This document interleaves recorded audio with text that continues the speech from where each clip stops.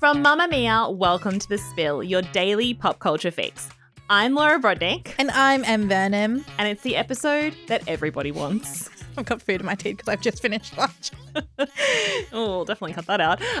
It's very rom-com leading lady of you. It actually is. I'm very cute. I can't see it from here. I'm always eating. Oh, okay. But yet I never put on weight. I'm always eating, and yet every time a gust of wind comes, I'm falling to the floor. I fall to the floor. Well, I mean, that is the good thing about the show we're talking about today, Nobody Wants This, Season 2, is that it is a rom-com, but it doesn't lean heavily into those tried and true rom-com tropes. Yeah. You never see Kristen Bell's, even though she is a bit of a, I'm not like the other girls, she has that vibe. Yeah. You don't really see her blowing away in a breeze after eating 10 burgers. I mean, she could, though. She could. She's very smart. So, yes, welcome to our brutally honest review of Nobody Wants This Season 2 on Netflix. If you're new here and you've just popped in for the first time, well, gird your loins. Welcome. Wow, what an episode to come in on. But brutally honest reviews is where we do a huge deep dive and analysis and opinion on the one new TV show or movie that everyone is talking about. And we go through from start to finish. So there's going to be spoilers galore, just be aware. But I'm pretty sure everyone who's here has watched this series. Yeah. I've watched it 3 times. Because I watched it twice before we did our review because we had the screeners for ages. And in the last week I had to, and I see different things every time. Okay. I've watched it once, but I've watched it all. Wow. Obviously one of us cares more about this podcast than the other. And thank God it's me. I think it's obvious who cares more.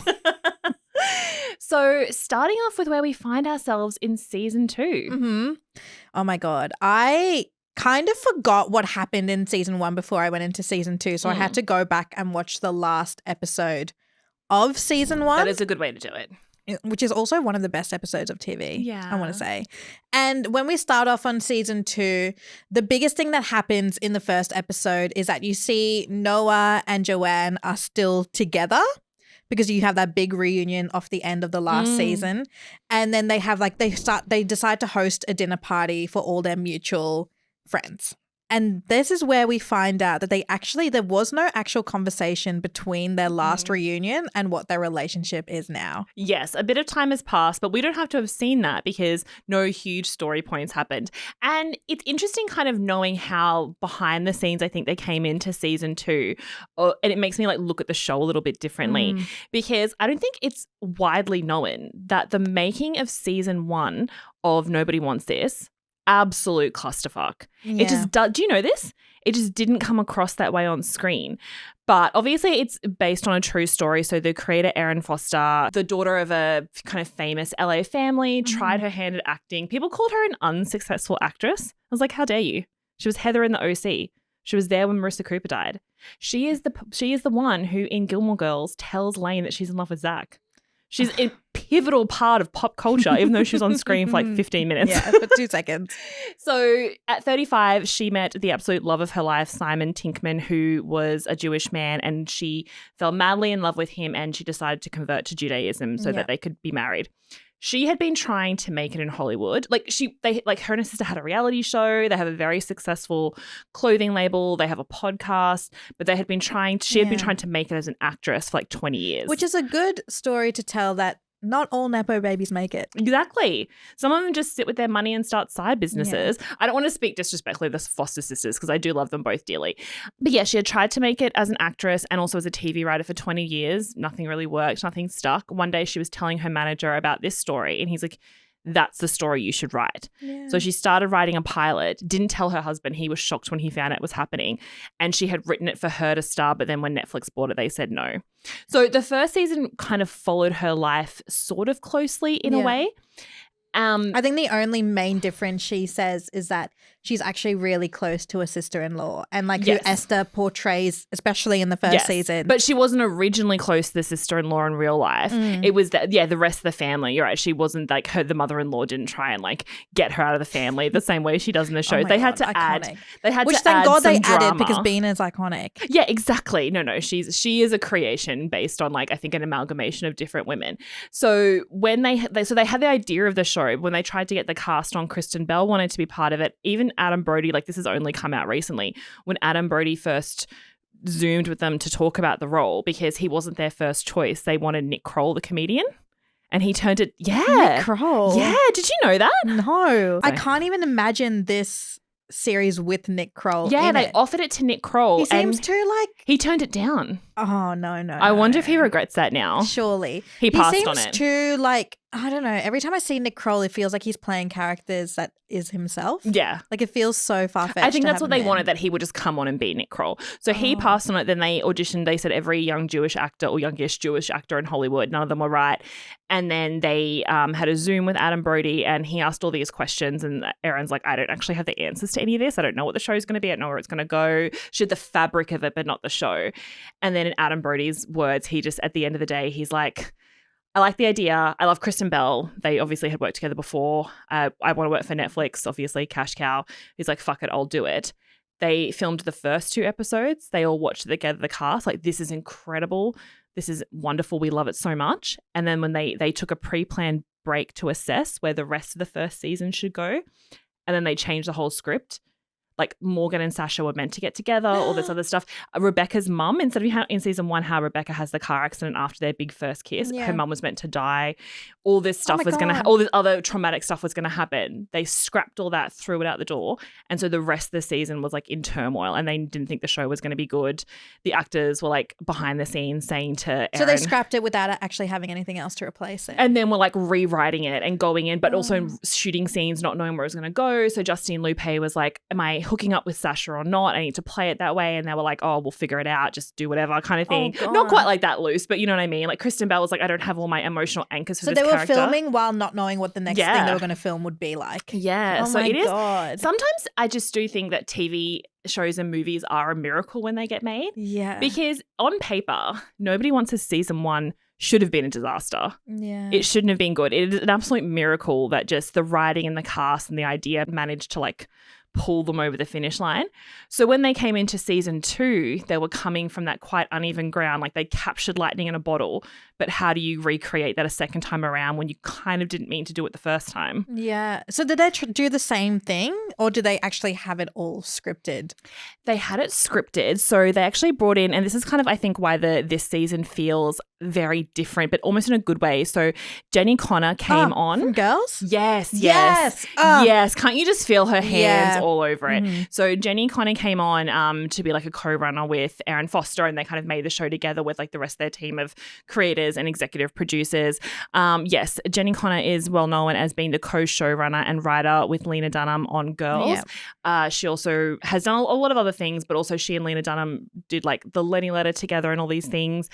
We don't know what happened. They had a falling out. Oh, did they? Yeah. I didn't know about this. Yeah. They've kind of alluded to it's kind of known. It's kind of known. Kind of like a Childish Gambino, Phoebe Waller-Bridge situation. It's kind of, they've gone their separate ways is what I'll say. Okay, they're not creative partners anymore. Not me stirring up gossip in this podcast, which I didn't mean to do. So she came on and Erin Foster was really, her vision for this season was that she didn't want to go with any of the big dramatic storylines they had for season 1. So she didn't actually want to have anyone die. She didn't want to have any kind of cheating, and she didn't want Noah and Joanne to be separated in any way. So Erin Foster said she actually, with Nobody Wants This, didn't mean to write a rom-com, but she did, and she wrote a great rom-com, she realised.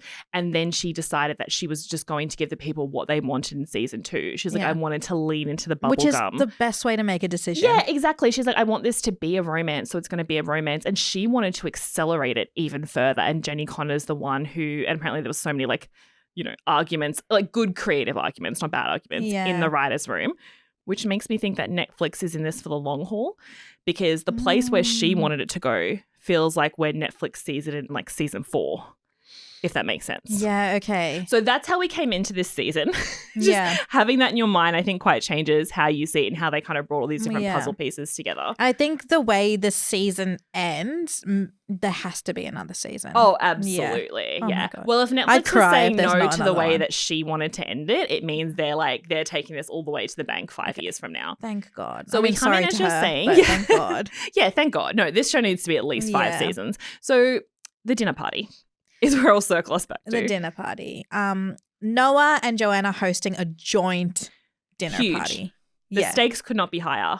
And can we firstly talk about how beautiful everyone's house is? Yeah. Where are they getting this money from? I don't know. Well, that's the old school rom-com fantasy element of the show, especially with Joanne. Like, that, as I was saying, like, in many ways, she's not an old school rom-com woman, but in her job and life, she is, because I will always maintain that the biggest lie rom-coms ever sold us was not about love. It's about real estate. Yes. Rom-coms taught us that we would all grow up and live in these huge, beautiful apartments or working houses. 2 hours a week. Yeah, and have heaps of time to hang with their friends, have beautiful clothes, and we would have these huge, big, beautiful homes. And I still am upset about the fact that that is not the case. Yeah, that's the one thing I wanted to be true. Yeah, I just want to live in a huge apartment and work 2 hours a week. I don't care if I don't get the sexy boyfriend who doesn't know I'm in love with him. Just give us good housing. Yeah, we just want affordable housing. We just want affordable housing is what rom-coms have taught us. So they're hosting this dinner party in his beautiful house with this massive kitchen. I mean, he comes from pretty big family money. I don't think that's all rabbi money in there. And he's doing everything and she's in charge of the lighting. Gets it wrong. But he does everything else basically. The people they choose to invite is very interesting because I feel like this doesn't really happen in real life. Firstly, all their friends are hot. Every single person they know is super hot. Wow, I hope none of Emily's friends are listening to this. Sorry.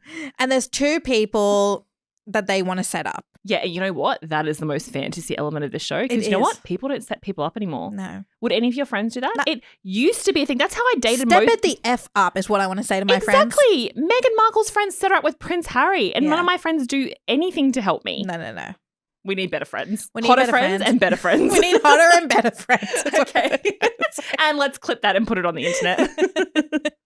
So they have the dinner party. The first kind of, I guess, slight disagreement we see is a trio disagreement. Yes. And that is between Morgan, Sasha, and Esther. Yes. And they treat it in a way that's very low stakes, whereas it's a high stakes situation. Yeah. Which I love. I love it when movies and TVs do that, where they kind of spin the issue on the head and like kind of surprise you with how they tackle it. Yeah. And they take it in a very like comedic way. So Esther pulls Sasha and Morgan into a bedroom. Sasha's like, I'm not prepared for a threesome. And I love he's just like being so honest. He's like, I could do it. I just wasn't prepared. I just wasn't prepared. Just give me a few minutes. And they're like, both of them are like, ew, no, that's not what we're doing. And the worst thing, Esther's like, you wouldn't be here if I was having a threesome. Exactly. To her husband. Neither of you two would be here. And I think this is the first scene where we realize that the rest of the season is going to really lean into Esther's character development. And because it was also the first time where after season 1, I was kind of like, oh, I really, really like her. Yeah. I really like her. So she was only a guest star on the first season? Yeah. She doesn't even make it in the IMDb in the main cast section. No. She was a guest star in the first season and then she was up to a series regular in season 2. And that's the second time that they've underestimated Jackie Tohn, can I just say? Ooh. Because when they were looking to cast that role, Kristen Bell, who was already cast as Joanne and who was a producer on the show at that time, said, will you see one of my very best friends, Jackie Tohn? Yeah. You told me that they're like besties. They've been best friends since, do you know how I know this? Veronica Mars. And it's such a cute story because Jackie Tohn has like a tiny little bit part in Veronica Mars. But they just met and have stayed best friends for like well over 20 years. Wait, is Jackie Tohn the best friend in Veronica Mars? No. Sorry. She's literally just like a side player in one episode. She's in like 2 scenes. Oh. She's like hardcore Veronica Mars fans wouldn't even know who she is. It's such a passing background moment. But they just met on set and just struck up a friendship and have stayed best friends for like well over 20 years. I want a show about that. Yeah, I want to show about that. And Jackie Tohn had a bit of a rough time in Hollywood. She was a child actor. She was on The Nanny a lot. And then she was trying to make it as a musician. She was on American Idol. She didn't really get through. It wasn't really until Glow on Netflix. Remember that show? I loved that wrestling Glow. show that she got her big break. So Kristen Bell's like, will you see my friend Jackie Tohn for this role? And Erin Foster said she immediately felt wildly uncomfortable because my friend wants to audition. She was like, this is going to be so awkward because then I'm going to have to tell Kristen Bell, who is the star of my show and a producer, that her friend can't have this role, or we're going to have to give a bad actress a role which is quite pivotal to the show. And it's a huge role. Yeah, exactly. So she's like, there's no good way out of this. It's the most awkward thing. And she was quite dreading it. And then Jackie Tohn's audition tape came in and Kristen Bell was reading the lines with her. So like it's extra it's also extra awkward because Kristen's like in the room with her, and then Erin Foster said that she saw the tape and was like, she's perfect, she's it. It doesn't even matter that she's Kristen Bell's best friend. Yeah. Oh my God, I love that. Isn't that so Because fun? she's a good actor. She's a good actor. Oh, I love Jackie Tohn. I've loved her since Glow. I've loved her since The Nanny. Who am I kidding? Oh my God. And I'm so glad she's got this role. I feel like after I've talked to a lot of my friends who watched the second season, Esther is everyone's favorite character. Yeah, she really Everyone. is. Like no one's like. And she's kind of, because that was the criticism of the first season. They're like, a lot of people, particularly people who are Jewish, I read a lot of articles where they said like, why are the women in the show depicted as like the villains or harpies, and why are Jewish women the villains here? And a lot of the people who made the show, who are Jewish women themselves, said that like it was a layered thing. They're like, you're going to love these women. They're not written to be villains, like with Bina and Esther and stuff, how we love them now. Like, just wait, we're getting there kind of thing. And the reason they had that scene with the three of them with Sasha and Morgan and Esther at the top was for two reasons. They were saying one was that there had been that confusion over Sasha and Morgan through the first season, and even the actors didn't know if they were supposed to be playing it as if they were in love or they were supposed to be playing it like they were friends.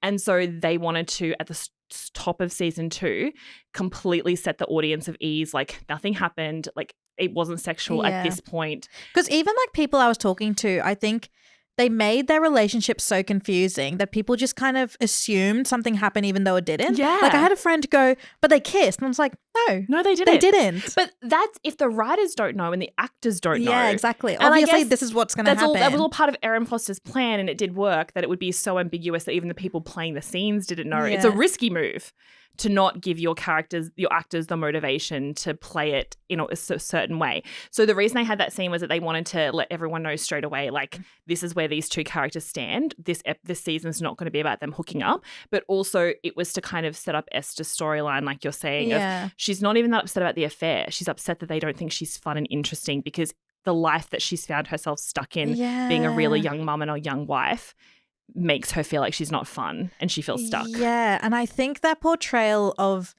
that woman that age who's in a different life stage to the rest of her friends and stuff is so true. Like I think her character in particular is probably most reflective of real life, of women like that. Yes. And I think she plays it so well. But also I think it's important that they did that argument scene because it sets her up as like not being the bad guy. Yeah. Because then I think you suddenly go into, because I feel like in season 1, so many people, myself included, were rooting for Morgan and Sasha.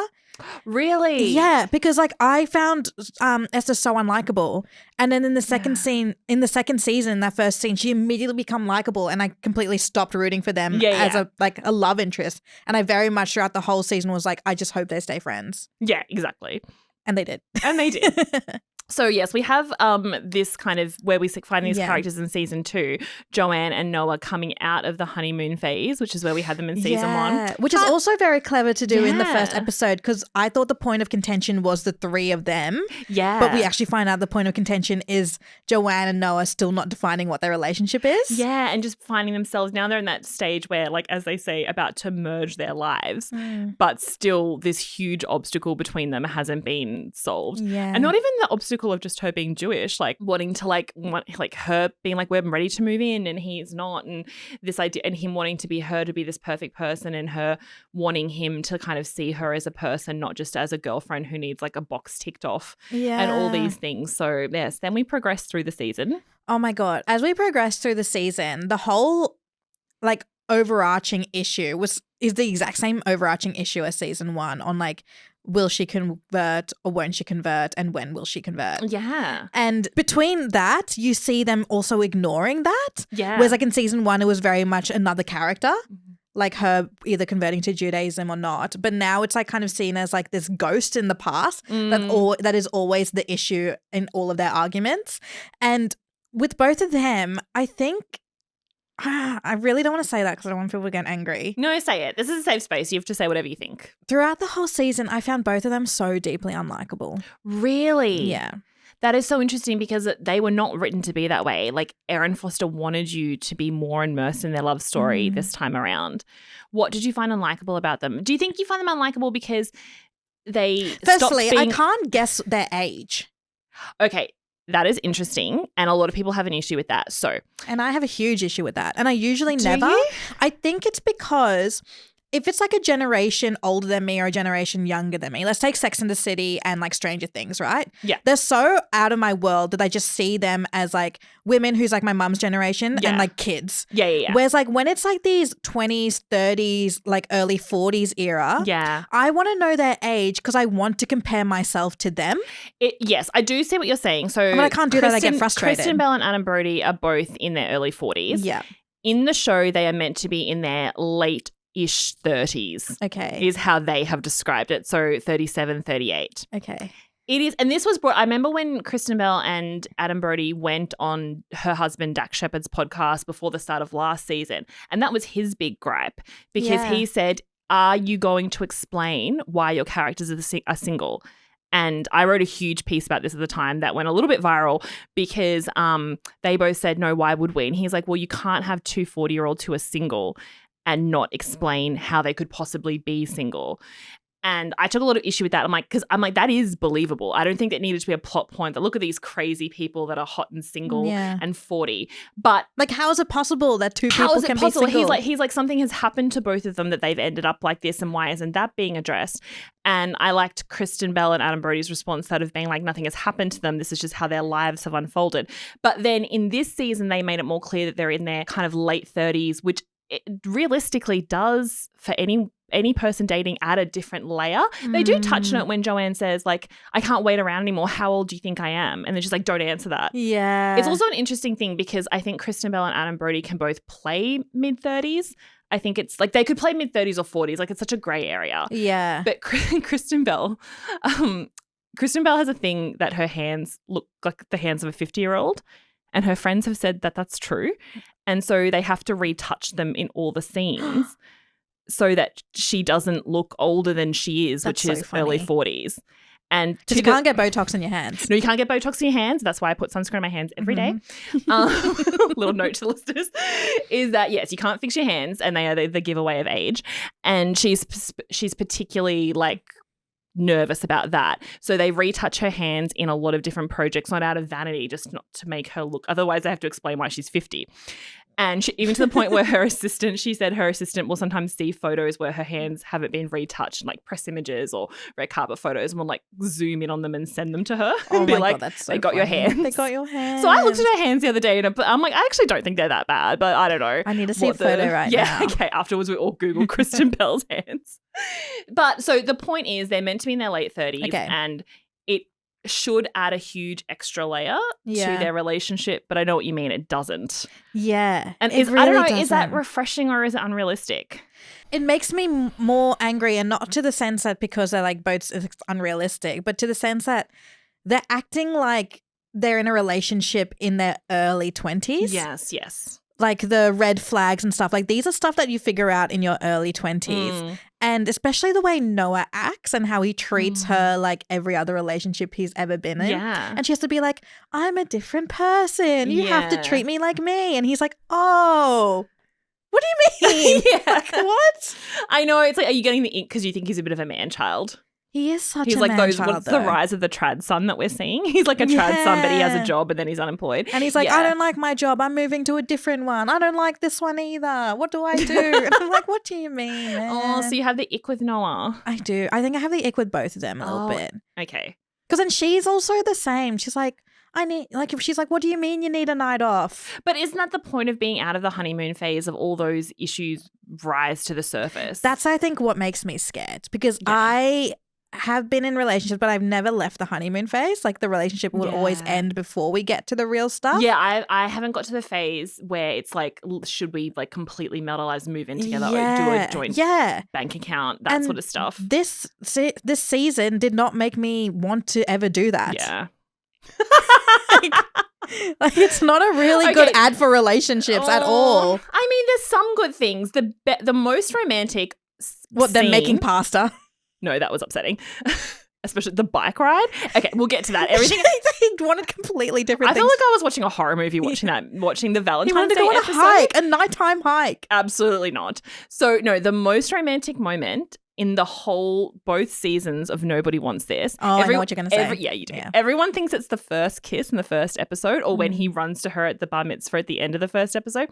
It's actually the scene where they go into the bedroom and she sees that he has built her a nightstand and she jumps onto him and they have the most passionate kiss. One of the best kisses I've ever seen on TV because it felt so real because he had built her a nightstand. Yeah. It's so simple. Didn't you think when I saw that bit, I was like, oh, I'm all in with this couple. I truly am back on board with their chemistry. Yeah. It's early on, but it's so needed because so many, as you're saying, kind of shitty things go on between them and their behavior is bad. I think you need those little hits of the rom-com to remind you why we're here. That's true. I really like the nightstand scene. Yeah.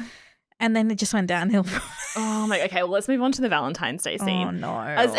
I know, I was literally watching it I was watching it like when we go to the movies together and you watch a scary movie. I was watching it like this. I was like, this is awful. I hate it so much. So they come into, and I guess it also feels very realistic. They come into it with very different expectations. He wants the kind of Valentine's. It's almost fun that it's kind of reversed because normally it would be the female character in a TV show who wants Valentine's Day to be this perfect thing that she grew up thinking of and that she's seen in the movies. And it would be the male character being like, let's just chill. It doesn't have to be a big deal. Let's not put it on. And I liked that it was role reversed. Yeah, I really like that. I also found it really sweet that he wrote her a full card. That was really cute. And he wanted a card? And she didn't even read it. It's right there. Love, Joanne. That's me giving gifts, by the way. It's like, even though I'm a writer, and it's either I write nothing or 3,000 words. But there is no in between. The card thing was then immediately juxtaposed with the actual gifts they got each other. Yeah. Like her gift was very would probably be a Valentine's gift I'd give someone. Like it's not a birthday gift. It's not a Christmas gift. It's like that gift that they'll really laugh at and have a good memory when they see it. Yeah. Whereas his was like, I don't know, it was also such a guy thing to be like, firstly, ugly necklace. Okay, that's so mean. Do you know why that necklace is in the show? Why? Because Jen Meyer, the designer, is best friends with the Foster sisters. That's their best friend's necklace that they put in the show. It's and bad. You just call it ugly. It is ugly. It's meant to be a lovely nod to their friend. It's not. Okay. It's like a plaque. Yeah. Okay. That woman was married to Tohn Maguire. She's been through enough. She's been through enough. She doesn't need you to rubbish her jewelry collection. Damn, she's been through a lot, including bad jewelry. So you just know, it just feels so realistic. It's that such a statement on your neck. Okay, well now you've ruined it. I got you one for your birthday. I thought it would be something like a dainty J. Yeah. I actually thought what she put out was going to be like his initial. That would have been worse. Like T for Troy in High School Musical. I had a friend whose then fiance gave her a nameplate necklace with his name on it, and she was like, "What the fuck?" His full name. Yeah, she's like, "I'm not wearing that. That is so that's weird." Like ownership. That's what I thought it was going to be, and it was Joanne. I'm like, that's slightly better. But you can just tell he did that for a girlfriend 15 years ago, and she had like a great reaction. Yeah, and he's just bought them ever since. He has an account at the store. He goes and they're like, "What name?" He's got a tab. He's got a tab. What name this year, Noah? At the LA Jen Meyer store. He just goes in, selects his necklace. He writes it himself. Yeah. And they know him. Oh, that's cute. They wrap it for him. And because she's like every other girl who aggressively stalks their partner's exes, she immediately knew that necklace was the exact same one he got Rebecca. That was the best part. I just love also the character of Rebecca and that she comes back because in another universe, she's the main character. Yeah. Like she was dating this guy who just made her think that they were in this amazing relationship. She thought they were getting married and then he dumps her at the last second and has this new like blonde bimbo girlfriend and she has to go off and like discover herself and has this big adventure. Like in another world, she's the star. And then he calls her so he can get closure. Yeah.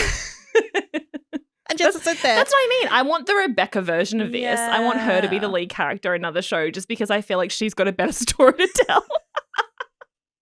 Like in Summer I Turned Pretty, Lacey Maroon. Lacey Maroon. All these women being pushed aside when they're the lead characters. And it's like funny because like when I saw Rebecca, I'm like, oh, that's me in the movie. Yeah. Like that's me. I know. We're all the Rebecca. When will she be the main character? We're all the Rebecca on the inside.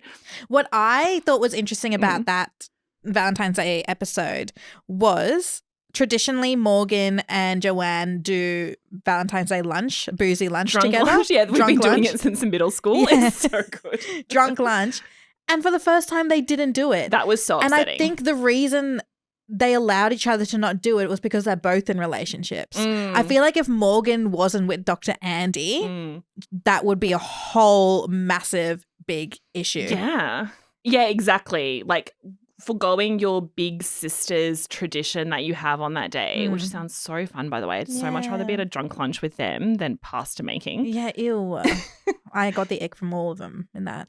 And just also everything, like, and to Joanne's credit, you can see that she's trying so hard to be the girl. She's trying so hard to be the girl who wants to be the Valentine's Day girl. When they get there, she's like, oh, why do you look like that? She's like with the hair and the makeup and the pasta making and stuff. But the thing is, like, Morgan's going through the same thing. Yeah. Again, there's a world in which this is the worst episode of TV we've ever seen. Because if, in a nutshell, what we are seeing is two beautiful blonde white women being showered with love and affection by their doting boyfriends, and they're both angry about it. Yeah. And then the magic of the writing is that we feel sorry for them. Yeah. I just realized that. I'm like, why am I? I'm like, oh, these women are really having a tough day. Oh, my boyfriend named flowers after me. Oh, he had someone paint me. Oh, he got me a bubble bath with his brother's bubble machine, which brings... Ew, that bath scene was gross. But isn't that the thing with bars is sometimes they sound like such a sexy idea, and the reality of it sometimes is it's just really hot and uncomfortable. It's so hot. And then if you like try to push your foot against the bath and it makes that really loud noise that echoes around the whole bathroom. And once you're in there, you're like, what do we do now? What do you do? How do you sit? Yeah, it's not cute. And it's not sexy. And it does make your face really hot. Yeah. And that's not she good. Just gets out of the AC on. Yeah. Oh, so relatable. So the relationship I was most invested in this series was Sasha and Esther. And this is also kind of like an inkling of what I thought their ages were, which were like mid to late 30s, was because they have a teenage daughter, like a preteen daughter, and they were also having a discussion on whether they wanted to have another baby. Yeah. And the discussion was very much like it's so easily possible, which is why I assume they were in their mid 30s. Yeah, exactly. And you kind of get the idea that, which is something wasn't touched on in the first season, that they had, you kind of get a bit more of their backstory when they go to that picnic bench, which I thought was interesting, of the fact that they were friends for a long time. The picnic bench was actually such a good... It was such a good plot device. Because you learn so much about the characters. And they're like, oh, we fell in love here and we were so young, we were so young. So you get the idea that they fell in love, they got pregnant, so they had to get married really quickly, or they potentially wouldn't have kept dating, which is such an interesting plot twist to their characters and explains so much about their relationship that they have probably been married with a kid since they were 20, which means they could be only 33, 34. Yeah, that's so true. Which does make Noah in his 20s. That checks out. Noah's in his 20s? Yeah, no, okay. he's not, but I'm just saying this timeline is wild. He's acting like a 16-year-old, that's for sure. I feel like we're in a Christopher Nolan movie trying to work out this timeline. Give us an age! Just all these different things working and they don't line up, but they're in like a different dimension. Yeah, it's like Interstellar. Like there's something like we fold the paper and we stick a pencil through and then you figure out that nobody wants this timeline. Oh God, I just really wanted to know the ages. But anyway, Sasha and Esther's relationship is so it's really important to me because they're both so sad, and I feel so sorry for both of them. Like I want them to be together so badly, but I also know that they need to grow on their own. Yeah. And you learn that from like early on. And he's so obsessed with her. He's so in love with her. He learned to dance for her. Oh my God. So that dance is based off the dance that Erin Foster's husband surprised her with at their wedding, to the same song, to the Ariana Grande song. Oh my God. I know. And she was like, I loved it. She's like, I can't post it because he can't really dance. Whereas Sasha can actually do it. So it's meant to, it kind of pulls off a little bit. But that's a real moment from her life that she wanted to pull in. It's like, this is what a man will do for you. Because that's her lived experience. She's like, if a man loves you, if he really loves you, he will choreograph a dance to an Ariana Grande song and do it in front of you and other people. That's true. Yeah. I mean, he couldn't do it in front of other people when he tried again. Yeah. He kept getting it wrong. But he loves her so much and he wants to be with her and try everything to make their relationship work. Yeah. And she just can't. Like she just is so sad in her situation. And I think it's so true how she keeps coming back, what you said in the beginning. She keeps coming back to how she's not fun. Yeah. And like that would hurt so much. like people like being a fun person and that's completely disappearing from your personality. And all of a sudden you're just seen as the mum and the housewife, and that's kind of like a fine thing. Because even she does it in like the beginning of season 1 where she's like, I could have fucked Adam Levine. Remember that? Yeah. And he's like, what? And she's like, you know this, baby. Come on. She's like, I just want everyone to know that I could have been a cool, fun party girl, but I've been pulled into this. Yeah, and it's so sad. And I think their relationship in particular, like the way it kind of ended but not really ended in the last episode, is just so telling to like the love and respect they have for each other. Yeah. And how even like Morgan, like being there, like Esther doesn't like her at all, but she's not seen as a threat. Like Esther's so secure with him that Morgan's never a threat to her. Yeah, exactly. Like she never actually worries that he's cheating on her. She just doesn't want him to have a fun secret life without her. And she doesn't want him to have it and she not have it. Yeah, exactly. And I feel like I got really upset in the way their relationship kind of ended. And it's interesting how they breadcrumb that through the season, like with the Purim episode, the Jewish Halloween, as they call it, how it's the first year she doesn't want to come as Esther because she doesn't want to she doesn't want to be herself anymore. So she can't like even dress that. Yeah. So coming to Morgan, which I feel like her character was a very much standalone character in the season, where in the first season I really tied her with Sasha.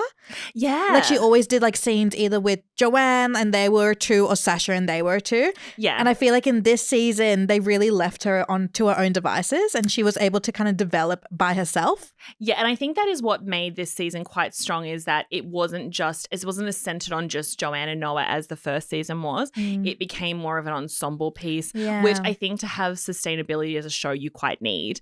What's also interesting, and what I think if anyone who's feeling, as you're saying, like a little bit lackluster about the Joanne and Noah romance, the way to kind of rejig the season in your head is that Kristen Bell and Justine Lupe, who play the sisters, went into this show seeing that this season was a love story about them. It was about their relationship. So they didn't know each other in the first season. Justine was just cast on the show after Kristen, and they became very, very close friends. They spent a lot of their free time together. Justine's always saying, because she had a baby and she's always hanging out at Kristen Bell's house, to the point where she knows that like Kristen Bell's love language is a bit of like attention, which can manifest through pranks. So have you heard about this? No. At the start of filming, Justin Lupe of season 2, Justin Lupe set up a very elaborate April Fool's Day prank on Kristen Bell that she had to set up 6 weeks before April Fool's Day. Oh my God, it's giving Brooklyn Nine-Nine. Yeah, no. The stakes of this, the props, every single person was on the cast was in on it except Kristen Bell. So one day she casually dropped that she had started this new trend of drinking her own urine. I know, it's actually, and you know me, this grosses me out to tell the story, but it's quite funny. And she systematically kept that going, and she had printed out fake websites she would show Kristen Bell. She would bring mason jars of her urine, like she'd go into the corner and say hey, could you just bring that jar in my room down, thanks. All these things where she didn't even know if Kristen was watching her. She just had to believe she was. Whoa. And she built it up, and on April Fool's Day she came to set, she wasn't filming, and she came to Kristen Bell, this is so disgusting, with this huge cooler of jars of what she said that was her own urine, and she's like, I saved these batches for you, they're so healthy. And Kristen had been calling doctors and friends and being like, I'm really worried about Justine, she's doing this thing, like it was a whole thing. And then and at that moment Kristen Bell died. She's like, Justine, I cannot drink your urine, I love you so much, please stop this, you need help. And then Justine's like, April Fools, and the whole cast started like clapping. And then Kristen Bell said, I've never felt more loved. Oh my God. I would have killed that person. Well, I would have had her removed from set before that. We replaced her character. That's how your character got killed off in the first season. Your character, that death that we wanted the first season, it's happened now. It's a weird way to show love, but it's how they show love. And see, the good thing about that is that Justine knew that was Kristen's love language. Yeah. And that's what you're meant to do. You're meant to know the person's love language and then cater towards that person. You don't put your own love language on them. Yeah, exactly. Noah could learn a few things. No one do that to me, I'll kill you. But yeah, this season is very much about them. And so you see them go through this. Obviously, they had some issues in season 1 with that whole like lie over what Rebecca told them. Rebecca, our main girl, causing trouble all the time. Rebecca. But this season, the issue between them is a lot deeper than that, in the fact that Joanne sort of does that. Nothing hits harder when your friend or sister gets into a long-term relationship which is sometimes already difficult enough, even if you don't want to admit it to yourself, because it was you two single girls against the world and your lives mirrored each other. And when they go off and find a relationship, there's no way in the world, no matter how secure you are, that doesn't hit you really hard and you don't feel alone. And so not only does Morgan go through that, but also Joanne does that thing that so many women who get into relationships do, they don't always mean to do, but that whole kind of explaining to her, like, I'm in a mature relationship now. I need to do this. It'll happen for you. But like the condescending, you don't understand what a real life is. Yeah. And that drives that wedge between silent competitiveness. Yes. Because like Morgan wanted the relationship because she saw Joanne have such a good relationship. Yeah. And then Joanne wanted the pace of her relationship to match Morgan's. And she's like seeing Morgan date this guy for 2 seconds and move in with him and get married and stuff. And Joanne's like, and that's why I think Joanne spirals when Noah does things that seem quote unquote normal. Like when he says, I just want a night off. And she's seeing her sister like thrive in this relationship. And she's like, what do you mean you want a night off? Yeah. And how he doesn't want to move in with her. And he's like, that when he said it wasn't a hard decision in front of everyone. Yeah. Again, but at the same time, I was like, Joanne, you know it wasn't a hard decision. Yeah, because he didn't even hesitate. There wasn't even an inkling that he wanted that. That's what I mean. Sometimes this show is a horror movie. It's a horror movie. But I think what proved to me that it was like such a sister, like love, hate, not even hate, but like more like love, but like not afraid to tell you how it really is. Yeah. Is like in that wedding dress scene when she was trying on the wedding dresses. And Joanne's like trying to convince her parents to say something to Morgan because this is something that also I agree with. Like sometimes only a parent can say it. Yeah, exactly. Especially when you're friends with your sister. Yes. And I feel like we would relate because we're friends with our sisters. Yeah. Like sometimes you just can't tell your sister everything because you cross that friendship boundary. Yeah. But I feel like when you're not friends with your sister, you can be more like push and pull because you know they have to come back to you in the end. Yeah, exactly. And Joanne's struggling so hard and then she just does the most Joanne thing and just starts trying on wedding dresses. Yeah, exactly. It's very kind of like Bridezilla moment there. It's so funny because they lay all these little things in there of like the dress that Justine Lupe is wearing where they say it looks like a nightgown. You can see her underwear is a replica of her real wedding dress that she had worn like the year before. And I was like, guys, leave her alone. It's like they're fighting on screen. They're fighting behind the scenes. And yeah, it leads to this kind of breakup between the sisters. And it's interesting because it almost hits the audience harder than a breakup between Noah and Joanne in a way because it's this kind of like awfulness between them. And so when they come back together, because you know they can't do anything without each other. Yeah, exactly. And you know that like their whole life is kind of dependent on each other. And also coming into the final scene being at Morgan's engagement party, I also thought was like an incredible way to set up those final moments of where all our characters come. So the finale episode has had a lot of criticism. Are you across this? No. So the finale episode is I have my own takes. Yeah, exactly. Well, you might match up with this because people do think that it was a little bit lazy in a way because they felt it too closely mirrored the whole big bat mitzvah scene in the season 1 finale of having all your characters at this big fancy event and having these big emotional moments unfold there. Yeah. But I don't think that's quite true because this one has a different layer. In a way, it's like Joanne and Morgan had just made up before the bat mitzvah and they do that iconic scene where they come in together. Yeah. And in this one, they're back together. That's why they're both wearing the white dresses, but they're coming out of a fight. I hated that she wore a white dress. Did you? My sister would never do that to me. She's like, I didn't have time to find something else. I was like, oh, that is kind of sisterly. Like my sisters and I would do that to each other, but these two are a level above the rest of us. Like Morgan's a saint, honestly. Yeah. Honestly, no, but she was also just like, it's like when they forgave each other for what they'd done when she found out that she told the landlord and that's why she was getting evicted. She's like, okay, we're even. Like they have a really good, I feel like they can shake off things really well. So what was your thought on the finale? I mean, like, you need, like, a big party like that to cover a lot of relationships, especially because what's so true about those big, like, engagements and weddings is that emotions run high for everyone. Yeah. Like, you say, like, there are stuff in weddings I've said that I'm like, that's crazy. I said that. And it wasn't and it was not the alcohol. Yeah. Also, side note about the alcohol in this scene, which was a huge thing. Oh, yeah. Yeah. It was you. I was featured in Nobody Wants This season 2, the finale. No one's talking about it. I was featured in the scene where Joanne goes up to the bar and she gets 2 glasses of champagne and then she walks away and tips one into the other and just drinks that. Yeah. But she does it out of sorrow. I do it because... they made it look like such a sad, tragic thing. And I'm like, that's LB on every Friday. That's me at every event because I'm not wasting my time in the bar line and waiting 20 minutes for a tiny little sip that I'll finish before I leave. It's like you get two. Yeah. Or for a movie, a 2-hour movie, that's fine. It's sustainable. I felt very challenged. It was funny. I felt both seen and made fun of. Yeah. So yes, we come up from that scene where like, you know, the alcohol and the fights and stuff like that. But you actually have like the greatest moment between them, which is when Morgan says something to her sister that she cannot say to anything else. Yeah. And I cannot even imagine when you hear of people breaking up soon after their weddings, everyone's like, oh, how could they go through with it? They're just going to break up. And I was like, I get it. Yeah. I get how once the ball is rolling on your wedding, I get how you just feel like you can't pull out of it, both for losing the relationship and the people that are there. The money's been spent, things have been planned. So I think the moment where Morgan says to her sister, I need you to talk me out of this, I need you to help me. And Joanne does that is like such a full circle moment for their characters and feels so earned after everything they've been through that season.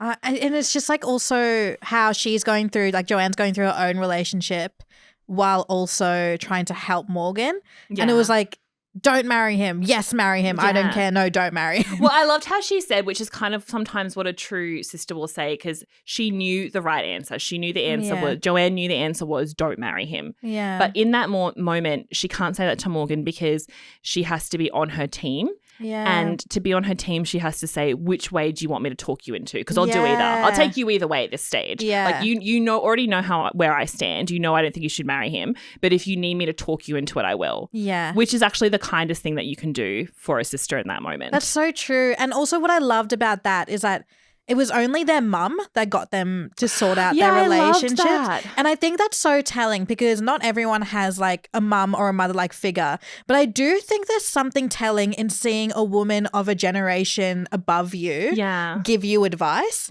Because like her whole thing was like, don't do what I did. Yeah. And then the way she said that was like so true to both of them. And it did the opposite effect. Yeah. Where Morgan was like, okay, I need to break up with him. And Joanne was like, no, I need to get back with him. Yeah. And it was the same advice. Yeah, that's so interesting. And again, so much of the criticism from the season finale has been that it's too close to the first season and that it's all just nothing changes. Yeah. But if you look at it through a more kind of like a different lens, it's not a copy, it's a mirror image. Yeah. So, and that is kind of what Erin Foster wanted a little bit coming into this. Well, to be fair, Erin Foster's big thing is that she wanted them to get engaged in the finale. When she was planning out this season, even when she was doing interviews at the end of season 1, she's like, I'm going to get them. This season is going to be about Joanne deciding to convert and how she does that. Yeah. And the last episode, they get engaged.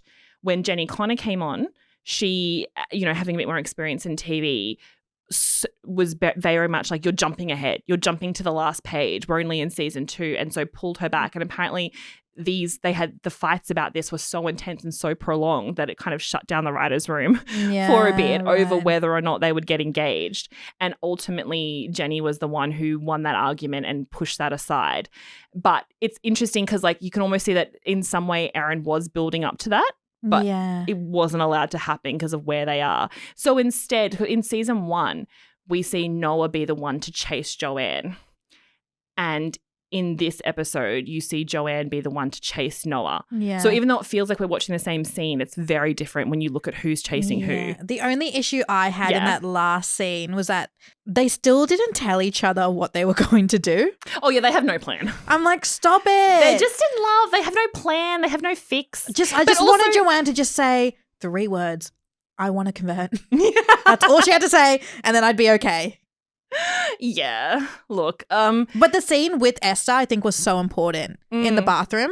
So that scene wasn't originally in the script. It was added much later on and filmed months after they had wrapped. Yeah, and they didn't even know who was going to say it, and they tried it with Esther, and like at first it didn't work, and they rejigged it, and then it did work because it was pretty much Esther just going, "Girl, you need to chill." Yeah, well, she was just like, also my marriage has just ended. Yeah. She's like, I've actually got a bigger problem to deal with. It's interesting because I guess like that is what Erin Foster wanted to convey, that from her personal experience, what she loved about becoming Jewish was these little moments and these little warmths and these things. And then I guess the criticism is a lot of people have given is that it's so much more complex than that. Yeah. And this show was a way to, it just wasn't correct in what it was. And so I totally understand why people feel very disillusioned and very kind of almost betrayed by that scene. But then I also understand that this is kind of meant to be one woman's experience and that was her experience. So how can it be wrong in a way? So I don't have a definitive answer for that. It's not for me to speak on, but I do think it's important to note that there's a big group of people that think that Judaism wasn't properly represented in that scene. And then there's another group of people, particularly from the people who created the show, that say it's not meant to be a representation of how everyone decides to be Jewish. It's meant to be one person's experience. Right. Which is, a whole kind of different layer to it. But I just want them to be together because I'm off them. Like, I'm over it. Yeah. I'm over it. You're over it. We just said we want the show to go for like 5 more with seasons. the other characters. Oh, like, I sure, want to sure. see Sasha, Esther, and Morgan. Well, yes, I think that's kind Spin-off of series. They haven't announced season 3, but from everything I've heard from people around the show, it's definitely coming. Joanne and Noah can be there. They can be in the show. They can be there. Seth Rogen can be there. You know how like Leighton Meester can also do you know be there. No one thought this show was going to work when they finished filming it because it was such a clusterfuck. And then apparently the rough cut got uploaded to the Netflix internal server. And the Netflix staff. How do we get on that? Yeah, how do we get on that? We have to wait for screeners? That's ridiculous. It got uploaded to the Netflix internal server, and apparently all the Netflix staff were just watching it because they had it to see what it was. And Kristen Bell said we found out that they were sliding off their chairs because they were so turned on by the chemistry between them. Whoa. Yeah, I won't go into that. But you know what that means, right? Yeah, I do know what it means. Thank you. I think because Kristen Bell's like, do you know what that means when she said it? And everyone's like, well, we got it. Say no more. Say no more. And so that's when they knew they're like, oh, that's going to work. So it has to be, the show has to kind of be the chemistry. And now they've got all these side players. Like, it's a very kind of like, obviously like the sisters kind of created it and they're there, and Leighton Meester is there, who is Adam Brody's wife. The actor who plays Gabe is Jackie Tohn's boyfriend. Yeah. So I was like, how many in the next season, like how many other like couples, like can we get Dax Shepard in there? Can we get everyone else's partners in there? Get the Like whole that's fam. where I think we're going. So overall, I can understand why the finale was a little bit of a letdown for people, but I also just think it's very hard to do a second season of a rom-com because rom-coms are usually movies, because when the curtain closes on that final kiss, we're not meant to move with the couple past the honeymoon stage. Yeah. You're meant to be guaranteed a happily ever after. Yeah, the whole point of a rom-com is that we end on the honeymoon stage. So when that's easy to do in a movie. So when it's a TV show and we have to move them away from that, it's going to be complicated and it's going to stall and it's going to have an ending that doesn't feel that it feels turns into a too horror. complex. It turns into a horror. It's going to have an ending that feels too complex because life is complex. Oh, that's true. I know. And as much as they wanted to make a bubblegum TV show, at the end of the day, it's like these two adults who could be in their 30s or 40s. Could be in their 30s, 40s, could be together, could not be together. Could not be together, and they're trying to mesh their lives together, and there's no easy answer. But all they know is that they love each other. Oh, and that's why they can kiss, and then we'll come back in season 3. And if they split up again, oh my god. No, I don't. I think season 3 is. I think they just pulled Erin Foster back 1 season or so. So I think this next season will be her converting. Season 3, and then I think season 4, and we'll end with them getting engaged at the end of season 3, and I think season 4 will be the build up to the wedding, and season 4 will end with their wedding, and then the show will be over. That's my prediction. Okay, that sounds good. Yeah. That's good TV. There you go, guys. Netflix, I've sorted it for you.